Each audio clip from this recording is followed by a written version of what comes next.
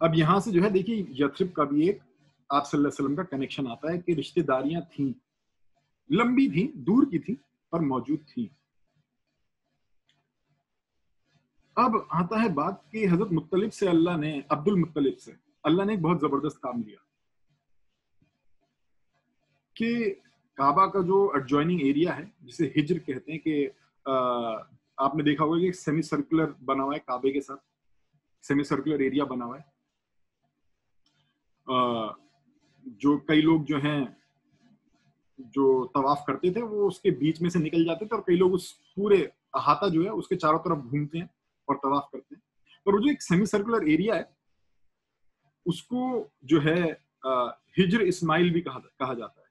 ہجر اسماعیل کیوں؟ کیونکہ وہاں پہ جو ہیں کچھ کتابوں میں کہ حضرت ہاجر اور حضرت اسماعیل علیہ السلام وہاں پہ دفن ہیں، کچھ کتابوں میں یہ بات. اور بعد میں اس جگہ کو فلیٹ کر دیا گیا اور اسے جو ہے کور کر دیا گیا اور وہ ایک سیمی سرکل سا ایک احاطہ سا بنا دیا گیا. تو عبد المطلب جو تھے وہ وہاں پہ ان کو رہنا اس جگہ میں، اس جگہ پہ چرپائی لگا کے سونا ان کو بہت اچھا لگتا تھا.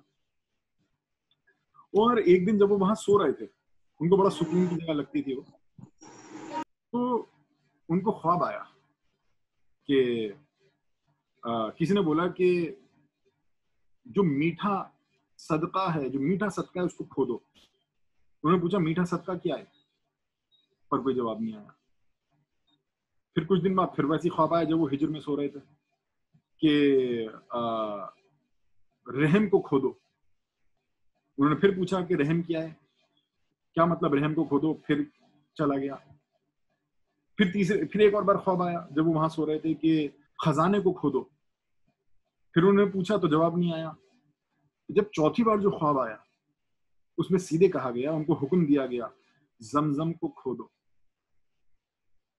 اور اس بار جب انہوں نے پوچھا کہ زمزم کہاں ہے کیا اور کہاں ہے، اس بار جو ہے ان کو خواب میں سمجھایا گیا زمزم کے بارے میں، اور ان کو بتایا گیا کہ ایسی جگہ کو ڈھونڈو جہاں خون ہو، گوبر ہو، اور چیٹیوں کا گھونسلہ بھی بناؤ، اور وہاں پہ کوے جو ہیں آ کے زمین پہ اپنی چونچ مار رہے ہیں.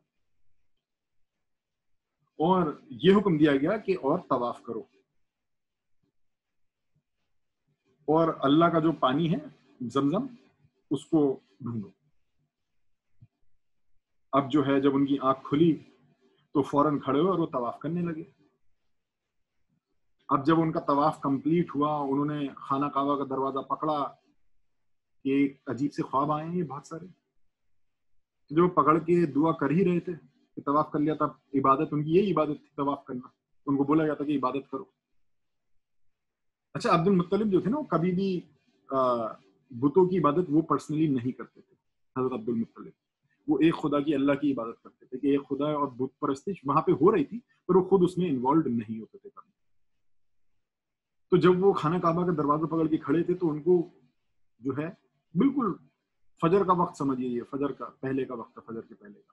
تو ان کو کسی چڑیا کے پنکھوں کی آواز آئی، اور جیسے انہوں نے مڑ کے دیکھا انہیں کوے نظر آئے کہ وہ کوے تھے. پیچھے ان کے کمر کے پیچھے ایک ریت کا ایک ایریا تھا، وہاں پہ جو ہے کوے آگے بیٹھ گئے، اور وہ ان کو دیکھنے لگے کہ یہاں پہ کوے جو ہیں چونچ مار رہے ہیں زمین پہ آگے. ایکچولی وہ علاقہ، وہ جو ایریا تھا وہ دو بڑے پتھروں کے بیچ کا ایریا تھا، قریب کعبے سے 100 میٹر کی دوری پہ سمجھیے. اور یہاں پہ ان پتھروں کو 2 بت مانا جانے لگا تھا. قریش ان کو 2 بت ماننے لگے تھے. اور جو لوگوں کی کئی بار یہاں پہ جو سزا دی جاتی تھی لوگوں کو کہ ان کا سر کاٹنا ہے یا کچھ کرنا ہے وہاں پہ کرتے تھے، اور جو سیکریفائس وغیرہ بھی ہوتا تھا وہ اسی ایریا میں کرتے تھے. تو عبد المطلب کو پتا تھا کہ یہاں پہ خون جو ہے موجود ہوتا ہے اس جگہ پہ، کیونکہ سیکریفائس کرتے ہیں لوگ اس پوائنٹ پہ آ کے، اور کوے وہاں پہ جو ہے چونچ مار رہے ہیں. اور جب وہ وہاں پہ گئے اس ایریا کے پاس تو وہاں انہیں چیٹیوں کا گھونسلہ بھی نظر آیا. اب جو ہے وہ بھاگے اپنے گھر کہ یار یہ کیا بات، یہ خواب آیا اور بالکل جو خواب میں بولا گیا وہی وہاں پہ منظر ہے. وہ اپنے گھر بھاگے الٹا سیدھا. ان کا ایک ہی اولاد تھا اس ٹائم، حریت. تو انہوں نے جو ہے کھودنے کے اوزار جو ہیں نکالے، اپنے بیٹے کو لے کے گئے کہ چل میرے ساتھ، اس کو جگا دیا، چل میرے ساتھ. اور صبح صبح جب مکہ سمجھیے خالی ہے، کعبہ خالی ہے، وہاں پر انہوں نے کھدائی شروع کر دی اس ایریا میں. تو جو ہے لوگ جو ہے بھیڑ جمع ہونے لگی دھیرے دھیرے، کہ جب آواز گئی کچھ کھد رہا ہے، کچھ یہ ہو رہا ہے، تو جیسے جیسے اب ایسا تو ہے نہیں کہ جی یہ 2 منٹ میں کھد گیا، وہ لگے ہی رہے جب تک زمزم نہ ملے. انہوں نے کہا میں کھودتا ہی رہوں گا جب تک پانی نہ نکلے یہاں سے. تو کافی لوگ بھیڑ جمع ہونے لگی وہاں پہ. جیسے جیسے وقت گزرا لوگ ان کے خلاف بھی بولنے لگے. جب لوگوں نے ان کے خلاف بولنا ان کو روکنے کی کوشش کری تو انہوں نے اپنے بیٹے کو کہہ دیا حریت کو تو تلوار لے کے کھڑا ہو جا اور کوئی مجھے روک نہ پائے. اب ایک ہی بیٹا تھا ان کا حریت. وہ کھودتے رہے، لوگوں نے برا بھلا بھی بولا، الٹا سیدھا بھی بولا. اور اسی سب کے بیچ کہ کوئی ان کو ایکچولی آ کے روکتا فزیکلی، جو پتھر تھا جو کہ کور کر رہا تھا زمزم کے سورس کو، اس کو انہوں نے ہٹ کر دیا. وہاں سے خوب خزانہ نکلا. جرہم قبیلے کے لوگ نے جب اس کو بند کیا تھا، جب بنو خزا کے لوگ آئے تھے، جیسے میں نے پہلے بتایا، انہوں نے اس میں اپنے ٹریجرز اس میں ڈال دیے تھے کہ جب واپس آئیں گے تو پھر ہم اس کو نکال لیں گے یہاں سے. اور زمزم کو بالکل کور کر دیا تھا. اور بعد میں کسی کو پتہ نہیں لگا کہ زمزم کا ایکچولی کدھر تھا، کیونکہ جو خزا کے لوگ تھے وہ ساؤتھ عربیہ سے مائگریٹ کر کے آ رہے تھے. تو ان کو خزانہ بھی ملا وہاں پہ، پانی بھی نکلا وہاں سے. اب جب خزانہ نکلا تو وہی لوگ جو روک رہے تھے وہی لوگ ڈیمانڈ کرنے لگے کہ اس میں خزانہ میں ہمارا بھی حق ہے، ہمارا بھی حق ہے. تو انہوں نے جو ہے انہوں نے کہا ٹھیک ہے سب کا حق ہوگا، ہم کیسے نکالیں گے حق کس کا؟ انہوں نے ایروز لاؤ، تیر، اور ڈیوائن کروائے ایروز کو کہ وہ ہبل کے سامنے لے کے جاتے تھے. ان کا یہ تھا عرب کے لوگوں کا، اس میں نام لکھے ہوتے تھے، جس کا تیر نکلتا تھا اس کا حق مانا جاتا تھا. تو فائنلی زیادہ حق جو آیا نا عبد المطلب کے ہی کیس میں آیا. اور انہوں نے بولا اس پانی پہ جو حق ہے، پانی پہ بھی حق میرا ہے، میری فیملی کا ہے. اور کسی نے بھی اس پہ نہیں کیا کمنٹ، کسی بھی دوسرے مکے والے نے، کیونکہ ویسے بھی کھانا اور پینے کا انتظام انہی کے انڈر میں تھا. اب ان کو جو ہے ایک ٹینشن ہونے لگی آگے جا کے. میں بہت ساری باتوں سے اسکپ کر رہا ہوں، شارٹ کر رہا ہوں، کہ ورنہ سیرت کی کتابوں میں جو بیک گراؤنڈ ہے انہوں نے کئی چیپٹرز دے رکھے ہیں ان بیک گراؤنڈ پہ. میں مین آ رہا ہوں کہ جلد سے جلد ہم آپ صلی اللہ علیہ وسلم کی لائف سٹارٹ کریں. تو ان کو یہ ٹینشن ہوئی کہ میرا تو ایک ہی بیٹا تھا، وہ دوسروں کو یاد کرنے لے اس کے 10 بیٹے ہیں، اس کے اتنے بیٹے ہیں، اس کے اتنے بیٹے ہیں. تو انہوں نے قسم کھائی کہ اللہ کے میرے 10 بیٹے ہو جاتے ہیں. جہاں تو ان کو یہ آ رہا تھا کہ ایک ہی بیٹا تھا، کوئی حملہ کر دیا تو میرا ایک بیٹا کتنوں سے لڑتا. اگر میرے 10 بیٹے ہوتے تو میں کھودتا رہتا اور کوئی میری ہمت نہیں کرتا کوئی مجھے روکنے کی یا مجھ سے ایسے بات کرنے کی. تو انہوں نے قسم کھائی کہ یا اللہ میں تو اگر مجھے 10 بیٹے دیتا تو میں تو ان میں سے ایک بیٹے کو تیرے لیے ذبح کروں گا. یہ کتابوں میں ہے کچھ، ایک بیٹے کو تیرے لیے ذبح کروں گا. تو ایسا ہی ہوا پھر فائنلی کہ ان کے 10 بیٹے ہوتے چلے گئے. اس پوائنٹ کے بعد، اس سے پہلے ان کا ایک ہی بیٹا تھا، اور 10ویں بیٹے تھے ان کے عبداللہ آپ صلی اللہ علیہ وسلم کے فادر. تو جب ان کے 10ویں بیٹے ہوئے اور وہ بھی ایک ایج پہ پہنچ گئے، تو ان کے جو تھی نا اپنی قسم کے، انہوں نے اللہ کو قسم کی تھی اللہ اگر 10 بیٹے ہوں گے ایک بیٹے کو میں ذبح کروں گا. تو انہوں نے جو ہے اپنا قسم پورا کرنے کا ٹھان لی کہ میں پورا کرتا ہوں. اور کس کو میں ذبح کروں؟ انہوں نے پھر وہی ایروز کو ڈیوائن کروایا کہ تیروں پہ اپنے 10 بیٹوں کے نام لکھوائے، اور اس میں جو نام آیا وہ عبداللہ کا آیا، آپ صلی اللہ علیہ وسلم کے فادر کا. تو جب وہ ان کو مارنے چلے تو ان کی مدر اور ان کے اور رشتہ دار، وہ مخزوم قبیلے کی تھی ان کی مدر جو تھی، ان کے اور رشتہ دار آگے اور انہیں روکنے لگے. انہوں نے کہا کہ جو اس کے بدلے، آدمی کے بدلے جو دیا بنتا ہے کہ جیسے 10 اونٹ یا 20 اونٹ یا جو بھی بنتا ہے، اس کی جگہ ان اونٹوں کو ذبح کرو، ہمارے بیٹے کو نہیں کرو گے. تو اور بہت پریشر بنایا ان کے اوپر. تو فائنلی ایسا ہی ہوا. انہوں نے جو ہے، میں ڈیٹیل میں نہیں جا رہا اس کے، تو ان کی جگہ پہ انہوں نے اونٹوں کو پھر فائنلی ذبح کیا، اور عبداللہ جو تھے آپ صلی اللہ علیہ وسلم کے فادر وہ بچ گئے.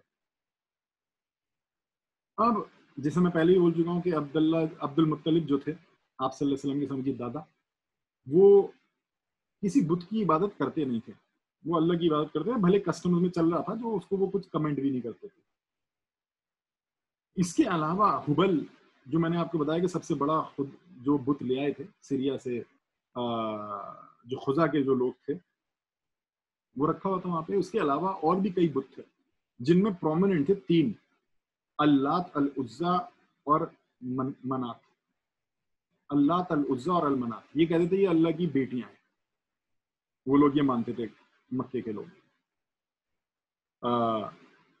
تو الگ الگ قبیلے بھی الگ الگ ان کے جو ہیں ان سے جڑاؤ تھا، الگ الگ ان سے، اللات سے، العزا سے، المنات سے، الگ الگ قبیلوں کے تھے. طائف والوں کا کسی کے ساتھ تھا، یثرب کے لوگوں کا کچھ اور کے ساتھ تھا. تو بت خیر بہت سارے جمع ہو رکھے تھے، اور یہ مین بت تھے 3 اور حبل، یہ مین بت تھے سمجھو. تو جو ہے طائف جو ایک شہر تھا اس میں ثاقف قبیلے کے لوگ رہتے تھے. ثاقف وہ جو ہیں کہنے کو طائف کے جو لوگ تھے، جو طائف جو شہر تھا وہ بہت بہتر تھا، بہت بہتر ہے اب بھی، وہاں پہ ہریالی ہے، تھوڑا ٹھنڈک ہے. پر وہ کبھی بھی مکے کے لوگوں سے کمپٹیشن میں نہیں آتے تھے کہ ہمارا جو ٹیمپل ہے وہ کعبے سے زیادہ اونچا نہیں ہے، کیونکہ وہ بھی اپنی اینسیسٹری جو ہے کعبے کے ساتھ جوڑتے تھے، دیکھتے تھے مکے کے ساتھ اپنی اینسیسٹری. تو خوب بت پرستش جو تھی اسماعیل علیہ السلام کی اولادوں میں، عربوں میں، اور جو اوریجنل عرب بھی تھے جرہم کے لوگ، ان میں بھی عام تھی. پر پھر بھی ایک گروپ تھا جس کو کہتے تھے حنفا. حنفا حنفا وہ لوگ تھے جو کبھی بھی بت پرستی میں نہیں گئے. وہ ابراہیم علیہ السلام کے طریقے پہ بالکل قائم تھے. بہت کم رہ گئے تھے یہ لوگ. وہ آئیڈل ورشپ کو انوویشن کہتے تھے کہ نئی چیزیں لوگوں نے ایجاد کر لی اور ہمیں اس سے بچ کے رہنا ہے، یہ ہمارے باپ داداؤں کا دین نہیں ہے، یہ لوگوں نے باہر سے لے آئے. تو جو ہے وہ کہتے تھے کہ یہ حبل اور یہ جو بت لائے ہیں یہ ان کا معاملہ ایسی ہے جیسے جو بنی اسرائیل نے گولڈن کاف بنایا تھا، سونے کا بچڑا، یہ ان کا معاملہ ایسا ہی ہے. ہم تو ابراہیم علیہ السلام کے دین پہ ہی چلیں گے. وہ اپنے آپ کو حنفا بھی کہتے تھے کہ ہم بت پرستش میں نہیں ہیں. تو سوسائٹی ان سے تھوڑا سا کٹ کے بھی رہتی تھی، ان کو برا بھلا بھی بولتی تھی، ڈپینڈنگ اپون پرسیکیوٹ بھی کرتی تھی کئی بار ان کو. پر کس کے ساتھ کیسا رویہ ہوتا تھا وہ اس بات پہ ڈپینڈ کرتا تھا کس قبیلے کا ہے، اس کی کیا اسٹینڈنگ ہے. تو عبد المطلب جو ہے کم سے کم 4 حنفا کو جانتے تھے، جن میں سے ایک اور سب سے زیادہ رسپیکٹ کرنے والے حنفا تھے ورقہ. ورقہ نام بھی آپ نے سنا ہوگا، کئی لوگ جو سیرت سٹارٹ کرتے ہیں ورقہ کے نام سے کرتے ہیں کہ جب وحی آتی ہے تو آپ صلی اللہ علیہ وسلم جو ہیں جن کے پاس جاتی ہیں وہ حضرت ورقہ ہی ہیں اور ان کو بتاتی ہیں کہ فیوچر کیا ہوگا. تو ورقہ حنفا میں سے تھے. تو پہلے تو وہ بالکل حنفا تھے کہ ابراہیم علیہ السلام کے دین پر، پھر وہ عیسائی ہو گئے تھے بعد میں. پہلے حنفا رہے تھے، بعد میں عیسائی ہو گئے تھے. اب عیسائیوں میں بلیف تھا اس ایریا کے کہ ایک پیغمبر آئے گا یہاں پہ. بھلے وائڈ اسپریڈ نہیں تھا پر اس علاقے کے عیسائیوں میں تھا، اس علاقے کے یہودیوں میں بھی تھا، کیونکہ یہودی تو مانتے ہی تھے کہ ایک مسیح آئے گا. تو یہودی بھی بات کر رہے تھے کہ ایک پیغمبر آنے والا ہے، اور ان کے عالم تو کہتے تھے کہ سائنس بھی پورے ہو گئے ہیں اس پیغمبر کے آنے کے. اب ورقہ جس کرسچن گروپ کے تھے وہ کیوں مانتے تھے کہ ایک پیغمبر آئے گا؟ ان کے پاس بھی کچھ ریزن تھے جو عام طور پہ کرسچنز نہیں مانتے تھے، پر وہ مانتے تھے کہ ورقہ جو تھے انہوں نے اپنی پوری زندگی لگا دی تھی جو عیسائی اسکرپچرز تھے ان کو پڑھنے کے، ان کی کتابوں کو پڑھنے کے، یہود و نصارہ کی کتابوں کو پڑھنے پہ پوری زندگی لگا دی تھی انہوں نے. تو وہ دیکھ پاتے تھے کہ عیسیٰ علیہ السلام نے جو وعدے کیے ہیں، جس کو عیسائی جو ہیں ہولی اسپرٹ سے جوڑتے ہیں جن باتوں کو، وہ کہتے تھے کہ اس میں کچھ باتیں ایسی ہیں جو کہ ایڈ اپ نہیں ہوتی، جو کرسچن پریویلنگ کرسچن بلیف ہے. تو اس علاقے کے کرسچن جی کہتے تھے کہ کچھ باتیں جو ایڈ اپ نہیں ہوتی جو عام کرسچن بلیف ہے اس سے. جیسے آج بھی جو یہ گاسپلز مانتے ہیں کرسچن، اس میں آتا ہے کہ ایک سینٹینس کہ عیسیٰ علیہ السلام نے بولا اور یہ توریت میں بھی آتی ہے بات کہ he shall not speak of himself but whatever he shall hear that shall he speak, کہ وہ خود اپنے آپ سے کچھ نہیں بولے گا، جو بھی وہ سنے گا وہ بولے گا. اب بات تو یہ آئی کہ اگر یہ ہولی اسپرٹ اور عیسیٰ علیہ السلام اور ان کو اگر خدا مانتے ہیں تو سن کون کس سے سن رہا ہے اور کس سے بول رہا ہے. تو ان ورڈز پہ آگے وہ سٹریس کرتے تھے کہ یہ جو باتیں نا یہ ایڈ اپ نہیں ہوتی، کہ وہ وہی بولے گا جو وہ سنے گا. سنے گا کس سے؟ خدا سے سنے گا. اب خدا کیا خدا سے سن رہا ہے؟ تو ان کو یہاں پہ تھوڑا سا یہ ہوتا تھا کہ نہیں، ایک پیغمبر کی بات ہو رہی ہے، ایک پیغمبر آنا ہے. اور توریت میں جو یہ بات کی گئی ہے وہ بالکل ڈائریکٹ پیغمبر کے کانٹیکس نہیں کی گئی. تو ان کرسچنز میں سے تھے جو مانتے تھے کہ ایک پیغمبر آئے گا، اور وہ ایک خدا کو بھی یقین کرتے تھے جو ورثہ تھے. مطلب عیسیٰ علیہ السلام کو خدا کے بیٹا جس طریقے سے عیسائی مانتے تھے اس طریقے سے نہیں مانتے. آج بھی بہت ایسے عیسائی گروپ ہیں، کرسچن گروپ ہیں، جو عام طور پہ لوگ نہیں جانتے کہ وہ کرسچن گروپس عیسیٰ علیہ السلام کو خدا کا بیٹا اس سینس میں نہیں لیتے جس سینس میں زیادہ تر عام کرسچنز لیتے ہیں. جیسے جیہوواز وٹنس ایک گروپ ہے، آج بھی موجود ہے، اور ایسے کئی گروپ ہیں جو عیسیٰ علیہ السلام کو خدا کا بیٹا اس سینس میں نہیں مانتے. ان کو پیغمبر مانتے ہیں، مسیح مانتے ہیں، پر خدا نہیں مانتے. تو جو ہے یہ حنفا وہاں پہ موجود تھے. تو میں کچھ باتیں ڈیٹیل میں نہیں جا رہا ہوں وقت کی کمی سے، یا کہہ لیجیے کہ اتنا مجھے لگ نہیں رہا کہ اتنی امپورٹنٹ نہیں ہے ڈیٹیل، بس ایک بیک گراؤنڈ کھینچنے کا نیت ہے میری. تو عبد المطلب جو تھے انہوں نے جو ہے فائنلی اپنے بیٹوں کی جب شادیاں وغیرہ کرائیں. عبداللہ بہت چھوٹے تھے ایج میں، پر جب وہ ایک ایج میں آئے، عبد المطلب بہت ایج کے ہو چکے تھے، بہت بوڑھے ہو چکے تھے. انہوں نے جو ہے آمنہ جو کہ بیٹی تھیں وہب کی،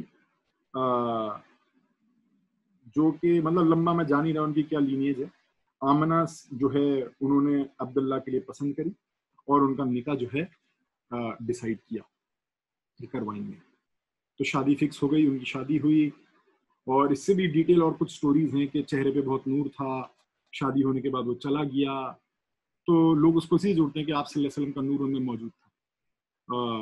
اور جب حضرت آمنہ پریگننٹ ہوئی تو وہ جو نور تھا حضرت عبداللہ کے چہرے پہ وہ نکل گیا، اور حضرت آمنہ میں وہ نور جو ہے دکھائی دینے لگا. ایسا کتابوں میں آتا ہے. پھر آگے کا جو واقعہ ہے میرے خیال سے سمجھیے ہم آپ صلی اللہ علیہ وسلم کی برتھ تک آلموسٹ پہنچ ہی گئے. میرے خیال سے آگے کا جو ہے آج وقت بھی ہو گیا، 1 گھنٹہ ہو گیا ہمیں پورا آلموسٹ. ہم یہیں پہ روکتے ہیں بجائے آگے لینے کے. تو ہم نے آج جو دیکھا، دیکھیے یہ بیک گراؤنڈ امپورٹنٹ بہت زیادہ ہے. اچھا میں تھوڑا سا اور بتاؤں اس سوسائٹی کے بارے میں، کیونکہ اس کو ہم دور جہالت بھی کہتے ہیں. کہ یہ جو قبیلے تھے، بھلے ان میں رشتہ داریاں تھیں، فیملی ریلیشنز بھی تھے، پر یہ اتنے جاہل تھے کہ ان میں آپس میں جنگیں بھی بہت ہوتی تھیں، بہت. جیسے میں نے کہا کہ کعبے کے رائٹ کے اوپر کہ ہاشم بنے یا عبدالدار کے پاس رہے. جو رائٹ ہے کیا بولتے ہیں کعبے کا، حج کا جو رائٹ ہے، عبدالدار کی فیملی کے پاس رہے یا ہاشم کے پاس جائے. تو اس میں بھلے تایا اور چچا کے بیٹے ہیں، پر جنگ کرنے کے پوائنٹ پہ آگے ہتھیار نکال لیے انہوں نے کہ خون بہا دیں گے ایک دوسرے کا. تو بہت ہی جاہل لوگ تھے یہ، ایکچولی بہت ہی جاہل لوگ تھے یہ. اور ایکسیپشنل تھے، جیسے حضرت ورقہ ہیں اور بھی حضرت مطلب ہیں، ان کے یہ ایکسیپشنز ہیں. بٹ جو اوور آل جو لوگ تھے بہت جاہل تھے. ان میں جنگیں ایسی ہوتی تھیں کہ اگر کسی قبیلے کے ایک اونٹ نے دوسرے قبیلے کے ایریا سے ان کے کنویں سے پانی پی لیا، لڑائی ہو گئی، لڑائی میں جو ہے ایک قبیلے کا آدمی مر گیا، تو ان کے ایسے عقیدے تھے کہ جب تک بدلہ نہ لو نا تو اس کی روح جو ہے وہ تڑپتی رہتی ہے. ایسے عقیدے بنا دیے تھے ان لوگوں نے. اب بدلہ لیتے ہی لیتے تھے یار، ورنہ ہمارے ابا کو، کسی کا ابے کو قتل کر دیا کسی نے، ہمارے ابا کو نا چین نہیں ملے گا، ان کی روح تڑپ رہی ہوگی، مجھے بدلہ لینا ہی لینا ہے. اب بیٹے کے اوپر ایکسٹرا ذمہ داری آ گئی کہ اپنے ابا کو تو تڑپا رہا ہے. سمجھ رہے؟ اس طریقے کی لاجکس ان میں چلتے تھے. تو کئی بار قبیلوں میں لڑائیاں 70 سال تک چلتی تھیں. ایک لڑائی ہے بہت ڈیٹیل میں نہیں جا رہا اس کے، جو کہ بہت مشہور ہے کہ 70 سال سے لڑائی چل رہی تھی، اور شروع کہاں ہوئی تھی؟ اونٹ نے پانی پی لیا جی. اب کسی سے रोक के पूछो कि तुम इस कबीले वाले को क्यों मार रहे हो, तो बोलेगा कि जी पता नहीं, हिस्ट्री नहीं पता उसे, पर वो मार रहा है क्योंकि उस कबीले का है। उस कबीले का है तो क्या हुआ जी, हमारे अब्बा ने मरते हुए बोला है वो हमारे दुश्मन है, उनको मारना है, हम और कुछ नहीं जानते तो हम मार रहे हैं।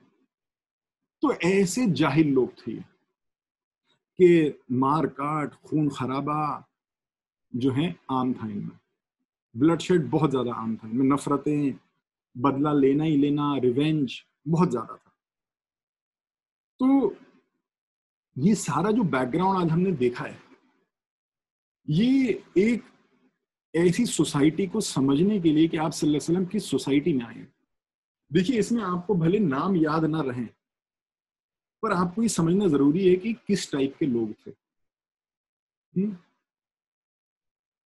कि इनके क्या बिलीव्स थे, इनके क्या मकसद थे, इनकी क्या चाहते थी, इनका हज से और काबा से लेके क्या इनके जो है कनेक्शंस थे, और किस तरीके से जी रहे थे। और ये सब हम देखते हैं तभी हमें समझ में आता है कि आप सल्लल्लाहु अलैहि वसल्लम किस दौर में पैदा हुए, किस समाज में पैदा हुए। एक और अगर पॉलिटिकल कमेंट दूं आज के लिए, तो अगर हम एक ग्लोबल पॉलिटिक्स देखें, ये हमने मक्का की, अरब की आपस में कबीलों की जो पॉलिटिक्स चल रही थी वो हमने देखा आज के उसमें टॉक में। पर अगर हम ग्लोबल पॉलिटिक्स की बात करें तो दो सुपर पावर्स थी उस टाइम में, एक बाइजेंटाइन एम्पायर या रोमन एम्पायर कह लीजिए, और दूसरा पर्शियन एम्पायर। बाकी ऑफकोर्स छोटे छोटे और किंगडम्स थी, जैसे हब्श की किंगडम थी, वो भी क्रिश्चियन किंगडम थी, वो रूमी नहीं थी, वो रोमन्स नहीं थे, वो बाइजेंटाइन के नहीं थे, ना वो पर्शियन थे। छोटे छोटे ऑफकोर्स किंगडम एग्जिस्ट कर रही थी, पर जो बड़ी पावर्स थी वो बाइजेंटाइन एम्पायर, रोमन एम्पायर और पर्शियन एम्पायर जो है, इनका भी एक ग्लोबल लेवल पे पॉलिटिक्स चल रही थी। तो कल जो हम देखेंगे थोड़ा सा हब्श की जो पॉलिटिक्स चल रही थी उसको थोड़ा सा देखेंगे कि उन्होंने हाथी क्यों भेजे खाना काबा को तबाह करने, और आप सल्लल्लाहु अलैहि वसल्लम का बर्थ कैसे हुआ, किस कंडीशन में हुआ, और वो किस तरीके से पले बढ़े इंशाल्लाह कल। इस्लाम से रिलेटेड इंटरेस्टिंग बातें जानने के लिए देखते रहिए हमारे वीडियोस।